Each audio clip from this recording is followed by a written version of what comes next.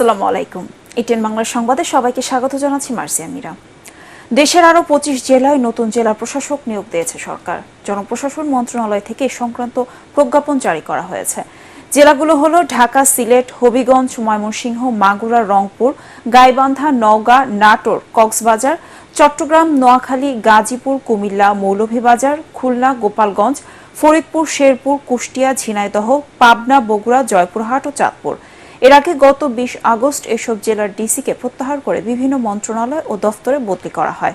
এদিকে গণঅভ্যুত্থানের দিন আশুলিয়ায় ছাত্র হত্যার নির্দেশ দেওয়ার অভিযোগে আটক ঢাকা জেলার অতিরিক্ত পুলিশ সুপার আব্দুল্লাহিল কাফিকে সাময়িক বরখাস্ত করেছে পুলিশ সদর দফতর। বৈষম্য বিরোধী ছাত্র আন্দোলনে গুলিতে হতাহতদের তথ্য চেয়ে সারা দেশের জেলা প্রশাসক, সরকারি বেসরকারি হাসপাতাল, কবরস্থান ও শিক্ষা প্রতিষ্ঠান প্রধানের কাছে চিঠি পাঠিয়েছে আন্তর্জাতিক অপরাধ ট্রাইব্যুনালের তদন্ত সংস্থা। দুপুরে ট্রাইব্যুনালের চিফ প্রসিকিউটর তাজুল ইসলাম জানান, তদন্তের অংশ হিসেবে সকল সংবাদ মাধ্যমের কাছে তথ্য ও ভিডিও ফুটেজ চেয়ে চিঠি দেয়া হয়েছে। চিফ প্রসিকিউটর বলেন, সারা দেশে গণহত্যা হয়েছে, সেজন্য তদন্ত শেষ করতে দিনরাত কাজ করবেন প্রসিকিউটররা। প্রসিকিউশন টিম ও তদন্ত সংস্থায় জনবল বাড়াতে আইন উপদেষ্টার সঙ্গে আলোচনা হয়েছে বলেও জানান তাজুল ইসলাম। জুলাই আগস্টের আন্দোলনের ঘটনায় সারা দেশে যেসব হত্যা মামলা হচ্ছে সেগুলো আন্তর্জাতিক অপরাধ ট্রাইব্যুনালে স্থানান্তর করার কথাও জানান তিনি। সারা বাংলাদেশের আজকে সকল জেলা প্রশাসক, সকল পুলিশ সুপার, সকল সিভিল সার্জন এদের কাছে চিঠি পাঠাচ্ছি যে আপনাদের কাছে কত আহত এবং নিহতের তালিকা আছে সেগুলো তদন্ত সংস্থার কাছে পাঠানোর জন্য। এছাড়া আমরা সকল মিডিয়া হাউসকে চিঠি দিচ্ছি যে মিডিয়ার কাছে যত অডিও এবং ভিডিও ফুটেজ আছে, প্রিন্ট মিডিয়ার যত রিপোর্ট আছে, আপনাদের কাছে সব কিছু আমরা চেয়েছি তদন্ত সংস্থার কাছে, যাতে করে আমরা তদন্ত রিপোর্টের মধ্যে প্রতিফলিত করতে পারি। এর বাইরে আমরা যতগুলো বড় বড় কবরস্থান আছে, এই কবরস্থানগুলোতে বিভিন্ন সময়ে যত আপনার লাশ গিয়েছে, যেগুলোকে বেওয়ারিশ লাশ হিসেবে দাফন করা হয়েছে, সেগুলো কতজন, কি চিহ্ন তারা রেখেছেন, কোথায় দাফন করা হয়েছে, সেগুলোর তথ্য আমরা চেয়েছি। কারিগরি শিক্ষা বোর্ড সংস্কার সহ ৬ দফা দাবিতে রাজধানীর তেজগাঁও ৭ রাস্তা অবরোধ করে বিক্ষোভ করছে শিক্ষার্থীরা। তাদের দাবি, ২০২১ সালের বিতর্কিত নিয়োগ পাওয়া সব ক্রাফট ইনস্ট্রাক্টরদের কারিগরি অধিদপ্তর এবং সব প্রতিষ্ঠান থেকে দ্রুত স্থানান্তর করতে হবে। একই সাথে ডিপ্লোমা ইঞ্জিনিয়ারিং কোর্স ৪ বছর মেয়াদি ও প্রতি সেমিস্টারের মেয়াদ হতে হবে ৬ মাস। দ্রুত এসব পূরণ করার আহ্বান জানান আন্দোলনকারীরা। দুপুর ১১টার পর থেকে সড়ক বন্ধ করে দেয়ায় মহানগরীর চারপাশে তীব্র যানজট সৃষ্টি হয়েছে।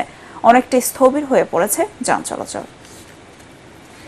দশম গ্রেড ডিপ্লোমা ইঞ্জিনিয়ার ব্যতীত অন্য কেউ আবেদন করতে পারবেন না।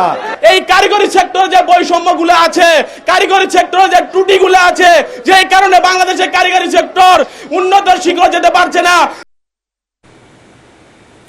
ইতালির ভিসা সহ জরুরি ভিত্তিতে পাসপোর্ট ফেরতের দাবিতে রাজধানীর গুলশানের বিচারপতি শাহাবুদ্দিন আহমেদ পার্কে অবস্থান নিয়ে বিক্ষোভ করছেন ৫ শতাধিক আবেদনকারী। সকাল ১০টা থেকে সেখানে অবস্থান কর্মসূচি পালন করছেন তারা। পরে তারা গুলশানে ইতালি দূতাবাস ঘেরাও করতে গেলে তাদের বাধা দেয় আইন শৃঙ্খলাকারী বাহিনী। পরে পার্কে অবস্থান নিয়ে বিক্ষোভ করতে থাকেন ভিসা প্রার্থীরা। তাদের অভিযোগ, কৃষি ভিসা আবেদনের সময় ৯০ দিন প্রসেসিং সময় দিয়েছিল ইতালি দূতাবাস, কিন্তু আবেদনকারীদের অনেকেরই ২ থেকে ২.৫ বছর পর্যন্ত পাসপোর্ট আটকে রেখেছে দূতাবাস। অন্যদিকে পাসপোর্ট হাতে না পাওয়ায় বিকল্প দেশেও যেতে পারছেন না তারা। এ সময় ভিসা সহ পাসপোর্ট ফেরত চেয়ে নানা স্লোগান দেন আবেদনকারীরা। পরে আন্দোলনকারীদের সাথে কথা বলেন দূতাবাস কর্তৃপক্ষ। সমস্যা সমাধানে আরও সময় চান তারা। আমার ১০ লাখ টাকার ভিসা, আমার যে ভিসা ছিল, ইন্টারন্যাশনাল ভিসা ছিল, সৌদি আরবের সবচেয়ে মূল্যবান ভিসা, এই ভিসাটা আমি ক্যান্সেল করছি এই ইটালির আশায়। এই অক্টোবরের ১৭ তারিখে জমা দিছি, আজকে ১০ মাস চলতেছে। আমার ফ্যামিলি আমাকে যে চাপ দিতেছে, শুধু আমার মৃত্যুর পথে। এখন আমার মালয়েশিয়ার ভিসার মেয়াদ শেষ অলরেডি, এখন মালয়েশিয়া যাইতে পারতেছি না, ইতালির ভিসাও পাইতেছি না ভাই। এখন আমার একুল ওকুল দনুকুল গেল ভাই। ভিসা সহ পাসপোর্ট চাই, যদি না দেয় এই ১ বছরের যে ড্যামারিজ কেন রাখছে পাসপোর্ট, এটা জবাব দিতে হবে।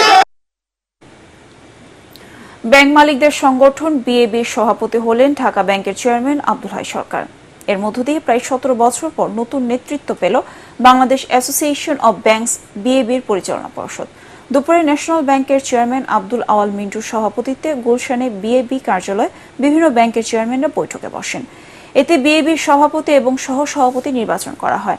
পরে ব্রিফিংয়ে বিএবির নতুন সভাপতি আব্দুল হাই সরকার বলেন, এই সংগঠনকে ফুটবল টুর্নামেন্ট আয়োজন আর প্রধানমন্ত্রীর সঙ্গে চা খাওয়ার বদনাম থেকে বের করার উদ্যোগ নেওয়া হয়েছে। আর্থিক খাতের উন্নতিতে ভূমিকা রেখে দেশ গড়ার যাত্রায় সামিল হওয়ার অঙ্গীকার করেন তিনি। আমরা কিভাবে আমাদের ব্যাংকিং খাতকে শক্তিশালী করে দেশের অর্থনৈতিক প্রবৃদ্ধি এবং অর্থনৈতিক উন্নয়নে আমরা সহযোগিতা করতে পারি, সেদিকে যদি আমরা দৃষ্টি দিই তাহলে কিন্তু দেশের জন্য ভালো হবে, আমাদের ব্যাংকের জন্য ভালো হবে। পরবর্তী সংবাদ দেখার আমন্ত্রণ জানিয়ে এখনকার মতো শেষ করছি। ATN বাংলা সংবাদ ইউটিউবে দেখতে ব্রাউজ করুন youtube/ATN বাংলা নিউজ। ধন্যবাদ সবাইকে।